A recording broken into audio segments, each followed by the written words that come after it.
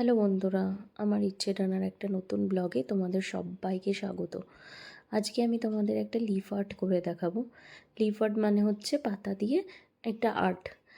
এখন যেহেতু বসন্তকাল, তাই গাছের প্রচুর পাতা ঝরে পড়ে যাচ্ছে। আমি ওখান থেকে ইয়েলো কালারের, রেড কালারের কিছু পাতা জোগাড় করে নিয়ে এসেছিলাম। নিয়ে ওগুলোকে ভালো করে ধুয়ে পরিষ্কার করে রেডি করে রেখেছিলাম এই আর্টটা করবো বলে। দেখো, আমি ইয়েলো কালারের একটা পাতাকে কেটে আঠার মাধ্যমে ওটাকে পেপারটার মধ্যে লাগিয়ে নিলাম। তারপরে একে একে সব পাতাগুলোকেই এইভাবে লাগিয়ে নেব। এটা একটা রেড কালারের পাতা লাগিয়েছি, দেন ইয়েলো।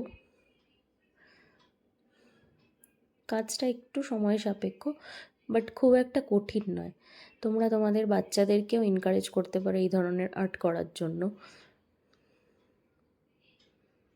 তারপরে আবার দেখো, একটা রেড কালারের পাতা লাগিয়ে নিলাম আঠা দিয়ে, দেন আবার ইয়েলো।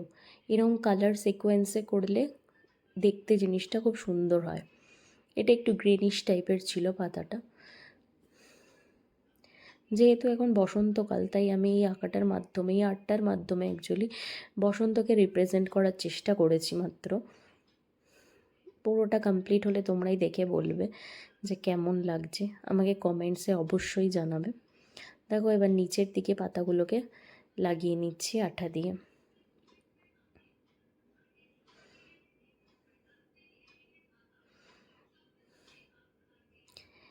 যে কোনো কাজেই একটু সময় লাগে, বিশেষ করে কোনো ভালো কাজ করতে গেলে সেটাতে একটু তো সময় লাগবেই, কিন্তু এটা খুবই ইজি।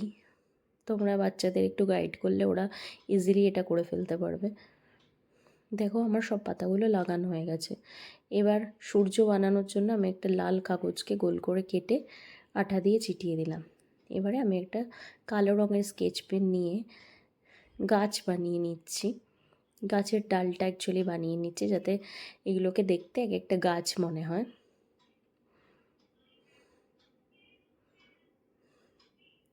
খুব হালকা হাতে কাজটা করতে হবে, কারণ কি পাতাতে আঠাগুলো দেওয়াতে ওটা একটু মানে নড়বড়ে হতে পারে, জায়গার থেকে রিপ্লেস হয়ে যেতে পারে, তাই জন্য খুব হালকা হাতে কাজটাকে করে নিতে হবে।